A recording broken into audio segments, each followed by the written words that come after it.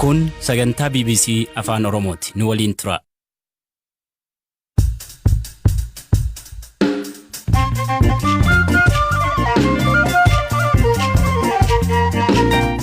Ashama akkam oltan sagantaan keenya as magaalaa Naayiroobii irraa darbu eegale. Kaaba Itoophiyaatti waraanni bifa haaraan jalqabe. Jiraataan magaalaa Qobboo maal jedha? Sagalee meeshaa waraanaa gurguddaa dhageenye. Maalidha jennee yoo gaafannu warri TPLF dhukaasa akka galanii fi raayyaa ittisa biyyaa akkasumas humnoonni kaan Arsii aanaa Aminyaatti qonnaan bulaa horiin 45 ta'an jalaa gubamu.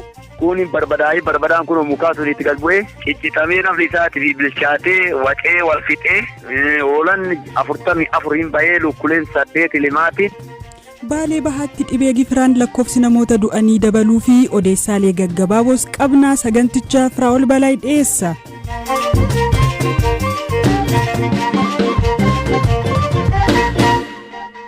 Humnoonni Tigraay naannawaa daangaa Amaaraa fi Tigraayitti waraana bifa haaraan eegalan jechuun mootummaan Itoophiyaa himate. Waraana guyyaa roobii bifa haaraan eegale kana dursee kan himate garee TPLF ture.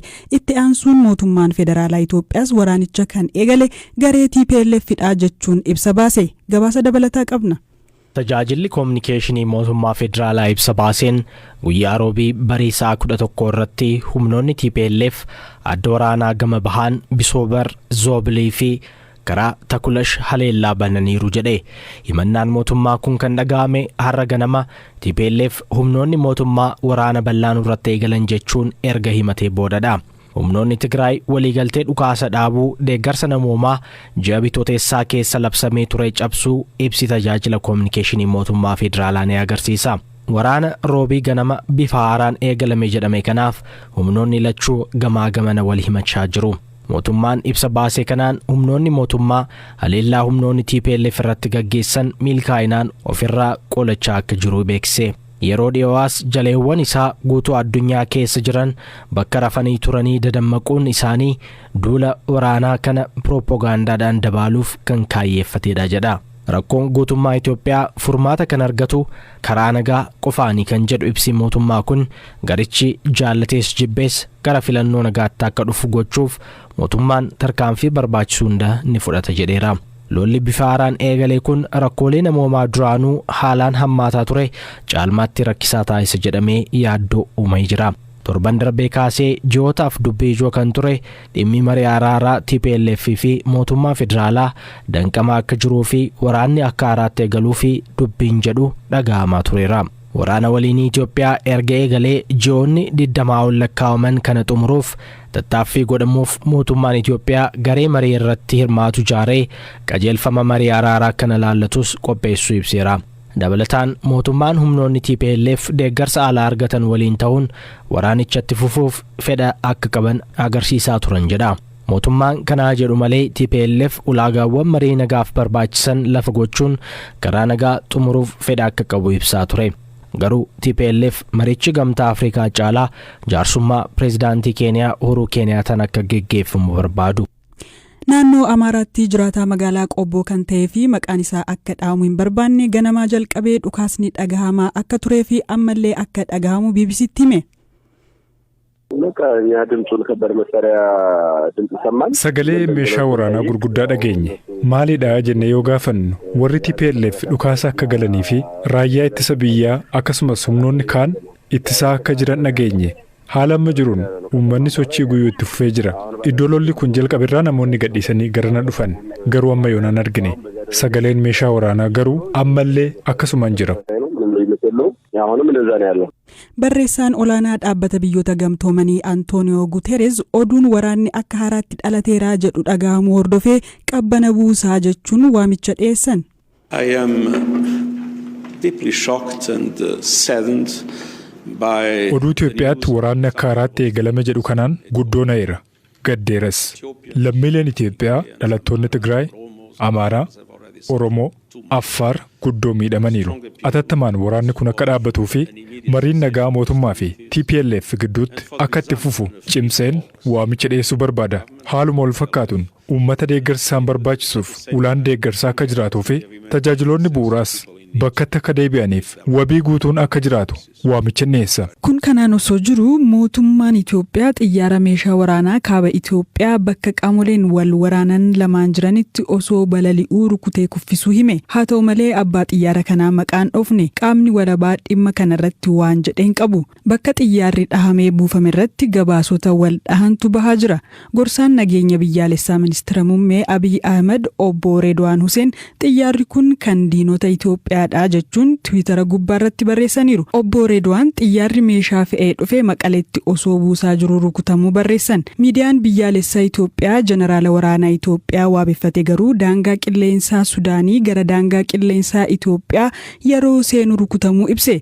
Dubbii himaan TPLF Geetaachoo Raddaa dubbiin xiyyaara meeshaa waraanaa fe'ee rukutanii kuffisuu kijibaa jechuun Tiwiitara gubbaarratti barreessaniiru. Akka gabaafametti xiyyaara kana kan rukute humna qilleensaa Itoophiyaadha. Tajaajilli oduu Itoophiyaa Meejar Jeneraal Tasfaayee Ayyaalee waabeffachuun akka gabaasetti xiyyaarichi naannoo Humaraatti kibxata galgala sa'aa 4 irratti rukutamee kufe.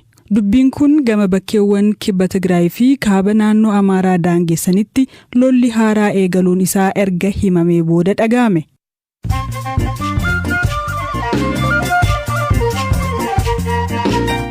Odeessaalee gaggabaaboon isinitti hima. Boordiin filannoo biyyaalessaa Itoophiyaa maqaa dhaaba bara dargii biyya bulchaa ture የኢትዮጵያ ሰርቶ አደሮች ፓርቲ ኢሰፓ jedhuun dhaaba akka haaraatti ijaaramuuf gaaffii dhiyeessee kufaa godhe. Maqaan kun waggoota 30 dura paartii koloneel Mangistuu Hayilamaariyaam yeroo ta'u yeroos paartii takkittii biyya keessa turee fi biyya bulchaa turedha. Manni barumsaa qonnaa fi teeknikaa Eertiraa Hagaaz jedhamu qabeenyummaansaa kan bataskaana kaatolikii ta'e mootummaa biyyattiin dhaalamu maddeen BBC'tti himan. Manni barnootaa kun waggoota 23f misooma bineeldotaa kuduraaf muduraa masnoo fi kaan irratti barnoota kennaa ture. Ministeerri muummee Finlaand Saanaa Maariin mana isaaniitti dubartoonni 2 mudhii ol qullaa suuraa ka'uun erga mul'atanii booda dhiifama gaafatan. Dubartoonni lameen mudhii olitti qoomee osoo hin kaatinii fi osoo wal dhungatanii suuraa ka'an kunneen namoota bebbeekamoodha. Odeessaaleen gaggabaaboo kanuma.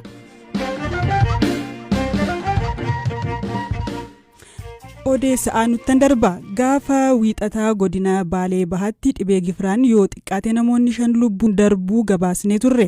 Lakkoofsi namoota dhukkubichaan qabamanii 348 irraa yeroo ammaa 456 kan ga'e yoo ta'u kan 320 ta'an bayyanataniiru. Lakkoofsi namoota lubbuun darbee garuu dabaleeraa jechuun itti gaafatamaan waajjira fayyaa godinichaa obbo Xilaahun Takka nutti himaniiru. Lakkoofsisaa dabaleera naannoo 9 gaheera jechaadha. Namoonni lubbuun isaanii darbe osoo yaalarra jiranii kan du'an jiru. Dabalataan immoo hawaasa keessatti illee kan lubbuun isaanii darbe jiru. Sababiin bu'uuraa akka kanaatti isaan dhukkubsaa jiru hanqina nyaataa naannoo sanatti mudachaa jirudha jettanii turtanii. Waan biraa dhukkubni biraa kan kana fakkaatu kan amma isin hordofaa jirtan jiraan biraan? Namoota dhibeen biraa jiru hin jiru. Beezikaalii waggaa 2 godinni kun hongeedhaaf saaxilamee ture. Gargaarsa garaagaraas naannoo irraa argachaa ture. Beelli kun immoo cimee deemeera. Gargaarsi sun bu'uura rakkoo beelaa kana hin hiikne. Rakkoon beelaa immoo dhibeema hanqina nyaataa fidee jira jechaadha. Dhibeen hanqina nyaataa humna ittisuu qaama isaanii hir'isa waan ta'eef salphumatti dhibeedhaaf hin saaxilamu jechaadha. Amma noormaalii gaafa laaltu dhibeen kun dhibee gogiinsa keessatti mul'atu jettee fudhachuu hin dandeetta. Hanqinni nyaataa fi gifirri obboleeyyanii neekas yoo bokkaan roobees carraan uummanni kun deeggarsi nyaataa akka barbaadamu sanitti hin arganne taanaan koleeraadhaaf carraan saaxilamuu isaanii bal'aadha jechaadha. Yeroo darbee komplikeeshinii yookiin immoo dhukkuba walxaxaa isa booddeen dhufudha kan nuun jechaa turtanii waan akkasiinidha kan lubbuun darbe moo akkamitti ture maaltu kanaan isaan gahe? Sirriidha. Dhukkubni kun dhukkuba shiftuu yookaan gifirri isin hin ajjeesu dhibeewwan walxaxaa ta'an akka nimooniyaa, liver nimooniyaa yookaan ciisombaa cimaa namarra qaqqabsiisa. Ciisombaan cimaa vaariyaalii dhufu kun immoo hargansuu irratti dhiibbaa fida. Sababa hargansuu amma barbaadaman qilleensa fudhachuu dhabuurraa kan ka'e ujummoon hafuuraa isaanii waan miidhameef irraan du'uu isaanii bal'aata jechaadha gaafa walxaxaa ta'u. Yoo dafanii dhibee kana bira qaqqabamee yaala argatan ta'e carraan fayyaduu isaanii bal'aadha. Inni biraa dabalata dhibee kanarratti dhibee waan wal xaxaa jennu amma kaasaa jiru kana wajjin hanqinni nyaataa jira. Namoonni hanqina nyaataa pilaas dhibee wal xaxaa warri qaban carraan du'aatiin isaanii parsantaa 50 ta'a jechaadha. Mee amma namoota hagamiitu qabamee yaalamaa jira? Isaan keessaa immoo umriin isaanii meeqa?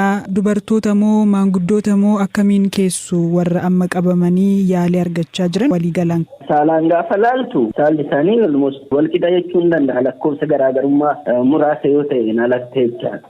Garuu baay'inaan umrii waggaa 5 gadi jiranii irratti baay'ataa jechaadha. Namni tokko dhukkubni kun gaafa isa qabatu yeroo maal argu gara mana yaalaatti deemuu qaba dafee akka fayyuudhaaf? Hiika hawaasaa jedhamee akka fayyaatti hiika hawaasaa kan community definition isa jennu mallattoo lama yoo ofirratti arge dafee gara mana yaalaa dhufuu danda'uu qaba. Inni tokkoffaa fuularratti shifii xaafii fakkaatu yookaan makopapular raash isa jennu jechaadha afaan Ingiliffaatiin gurrarraa jalqabee gara qaamatti bittinnaa'u yoo jiraate fi dabalataan ho'a qaamaa garmalee yoo jiraate gara dhaabbilee fayyaa dhufee yaala barbaachisu akka argatu gochuu qaba.